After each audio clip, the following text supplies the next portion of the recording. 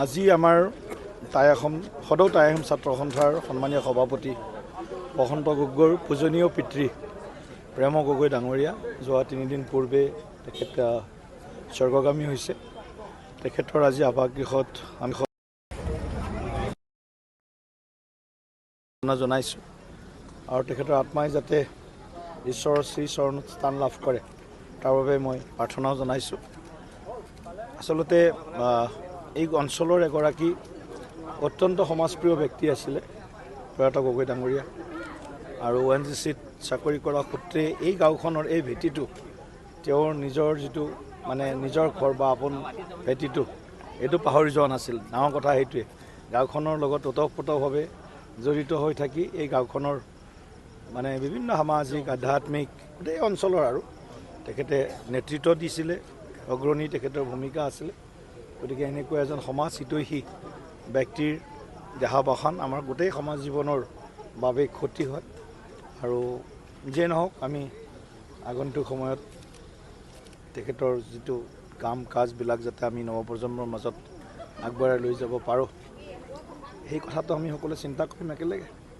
আৰু বিশেষকৈ আমাৰ গোটেই যিটো আমাৰ সমাজৰ যিসকল নেতৃস্থানীয় ব্যক্তি তেওঁলোকে যিবিলাক চিন্তা কৰে সেইটো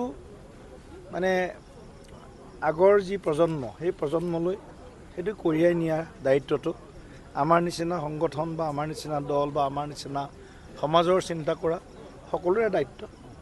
গতিকে আমি আশা কৰিম সকলোৱে এখেতৰ বাকী যিখিনি কৰ্ম কাজ আছে সেইখিনিতো কৰিবই লাগিব, তাৰ লগে লগে আগন্তুক তেখেতৰ চিন্তা চৰ্চাখিনিকো আমি আগবঢ়াই লৈ যাম।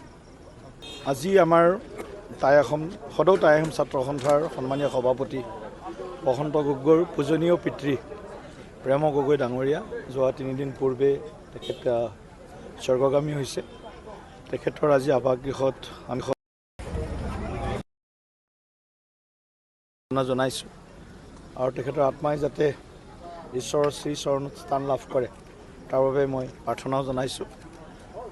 আচলতে এই অঞ্চলৰ এগৰাকী অত্যন্ত সমাজপ্ৰিয় ব্যক্তি আছিলে প্ৰয়াত গগৈ ডাঙৰীয়া আৰু ONGCত চাকৰি কৰা সূত্ৰে এই গাঁওখনৰ এই ভেটিটো তেওঁৰ নিজৰ যিটো নিজৰ ঘৰ বা আপোন ভেটিটো এইটো পাহৰি যোৱা নাছিল। ডাঙৰ কথা সেইটোৱে, গাঁওখনৰ লগত ওতঃপ্ৰোতভাৱে জড়িত হৈ থাকি এই গাঁওখনৰ বিভিন্ন সামাজিক আধ্যাত্মিক গোটেই অঞ্চলৰ আৰু তেখেতে নেতৃত্ব দিছিলে, অগ্ৰণী তেখেতৰ ভূমিকা আছিলে।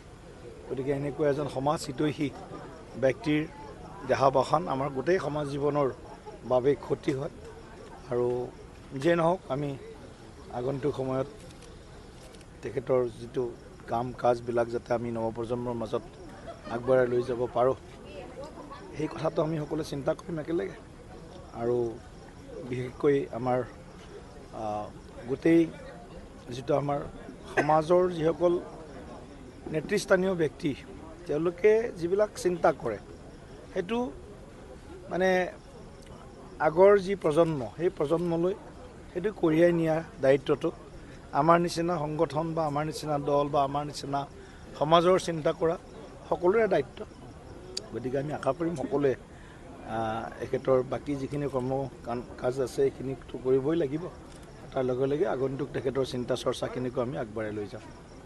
যিকোনো খবৰৰ বাবে যোগাযোগ কৰক 7099017330 লগতে 7099017110 নম্বৰত।